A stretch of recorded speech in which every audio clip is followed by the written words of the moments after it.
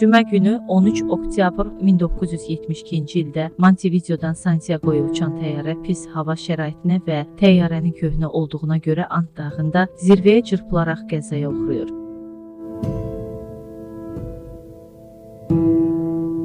Sərnişinlər Uruqvayın reqbi komandasının üzvləri və onların qohumları, dostları idilər. Təyyarə dağa çırpılaraq hər iki qanadını və quyruğunu itirdi. Gövdənin qalan hissəsi 725 metr hündürlükdən buzlağın üzərinə çırpıldı.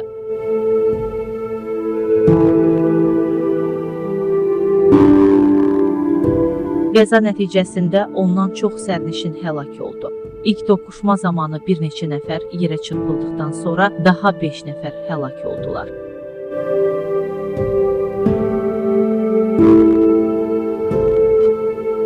Növbəti səhərə qədər 27 nəfər sağ qaldı, lakin bir neçə sərnişin və bir ekipaj üzvü üçün alınan xəsarətlər ölümcül oldu.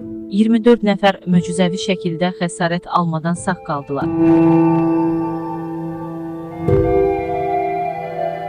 Sağ qalanlar sərt iqlim şəraitində yaşamaq problemi ilə üzləşdilər. İnsanların nə isti paltarı, nə ayaqqabısı, nə də dərmanları var idi.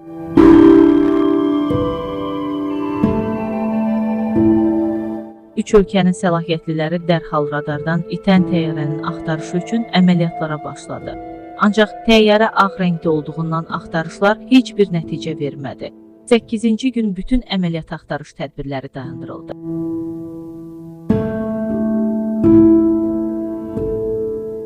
Sağ qalanların cüzi ərzaq ehtiyatı var idi. Bir neçə şokolad, biraz çörək və bir neçə şüşə içki. Qənaət etmək üçün bütün bunlar bərabər bölündü. Su isə qarı metal lövhələrin üzərinə qoyub günəşdə əritməklə əldə edirdilər. Qənaət şəraitində belə ərzaq ehtiyatı tez tükəndi. Ətrafda nə bitki, nə də ki, heyvan var idi. Aclıqdan ölməmək üçün ölən yoldaşların cəsədlərindən yemək qərarına gəldilər. Ölənlərin hər biri kiminsə dostu, sinif yoldaşı və ya qohumu olduğu üçün bu qərar asan olmadı.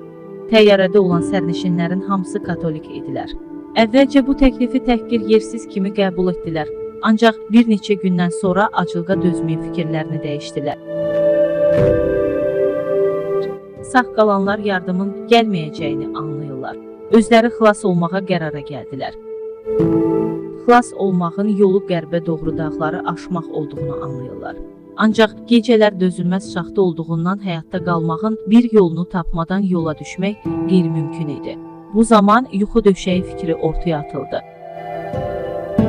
Qəzanın üstündən 2 ay keçdikdən sonra 3 nəfər qərbə doğru hərəkət etməyə başladı.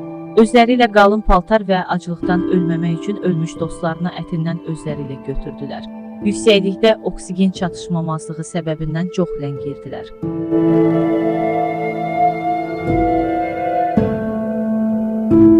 Gün yol getdikdən sonra onlar artıq yorulmuşdular. İrəli gedəcək gücləri qalmamışdı. Çayın qırağında dincəlməyə qərara gəldilər. Otqalamaq üçün kol çırpı toplayarkən diqqətlərini çayın kənarında at üzərində bir adama bənzər qaraltı çəkdi. Əvvəl xəyal gördüklərini fikirləşdilər. Onlar vəziyyətlərini adama izah etməyə çalışsalar da, ancaq çayın səsi onlara mane olurdu. Çoban bir neçə çörəyi bir daşa kağız və qələm bağlayaraq onlara atdı. Təyyarə qəzası haqqında yazaraq daşı ona geri atdılar. Çoban at üzərində çox uzun bir yol qət edərək kömək axtarmağa getdi və sonunda vertolyotlarla bir xilas etmə qrupu gəldi.